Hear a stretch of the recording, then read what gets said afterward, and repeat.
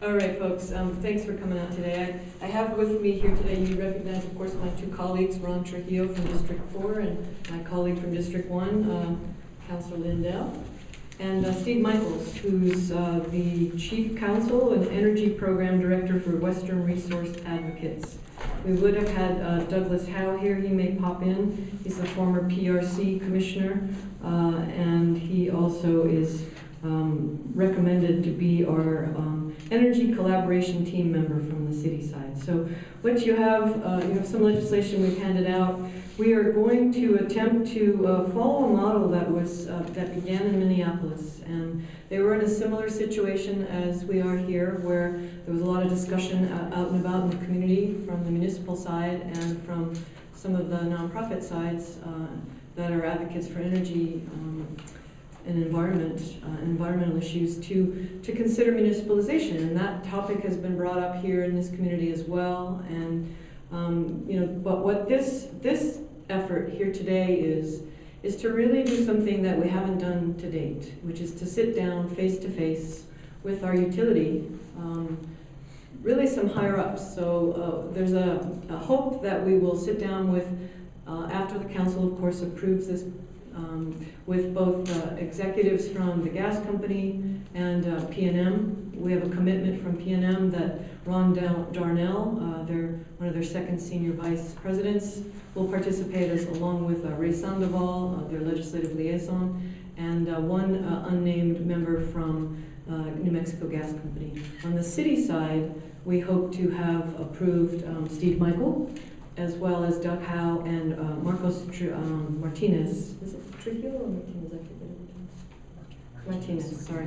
Our utility attorney. And so a very small team is to come together. But first, the first plan, and again, following Minneapolis's model, is that they sat down, because we've passed a lot of resolutions and code changes and some really nice sounding language that said we really care about our community, our environment, our local environment, and the fact that climate change is taking its toll, and that we have to really rein in our greenhouse gas emissions and our carbon footprint.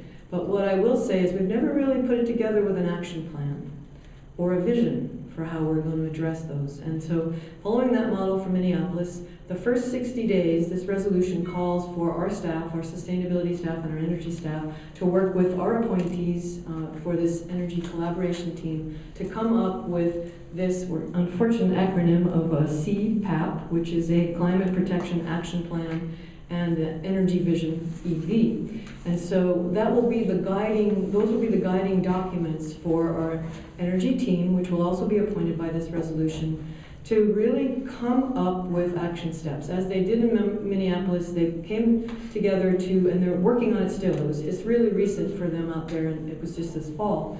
And what they're going to do is sit down and really sit there and say, look, in 5 years, what can we achieve together? I mean, P&M is well aware that Santa Fe is not a happy customer.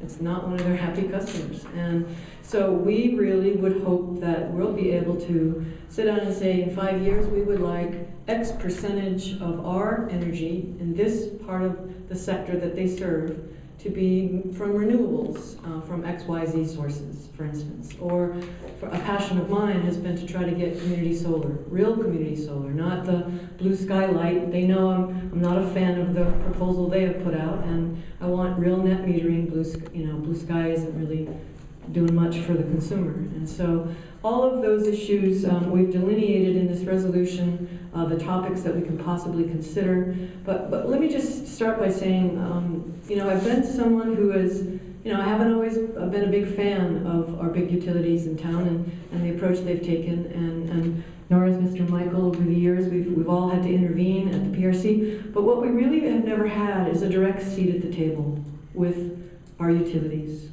We've kind of thrown rocks from the side to, or intervened at the PRC. I've gone as far as going over to the legislature to try to get some statewide changes, and it hasn't always netted what I would like to see in terms of how we address energy and the environment.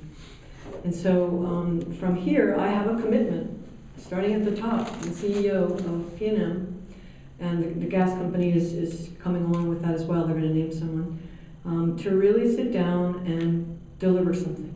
You know, and it's not, I've said to everyone, you know, I don't want to waste anyone's time. I don't want, this is not a PR scheme. This is truly to sit down and say, how can we collaborate and partner and try and actually achieve what we would like to see in this community with regard to energy and the environment. So I'm going to actually pass this off. I have some other sponsors. Chris Rivera couldn't be here.